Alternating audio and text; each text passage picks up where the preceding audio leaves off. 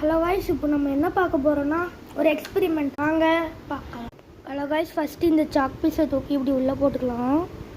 அதுலேருந்து இப்படி நுர வரும் பாருங்களேன். பாருங்க, உள்ளே ஏதோ எக்ஸ்பெரிமெண்ட்டு உள்ளே நுர வருது பாருங்களேன். அப்புறம் பாருங்க எப்படி நுர வருதுன்னு.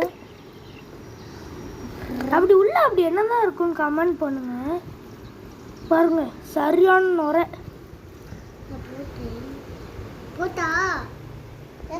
பாருங்க எப்படி நுரன்னு.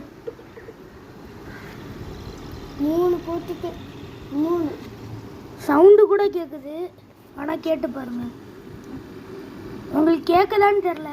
கேட்குது.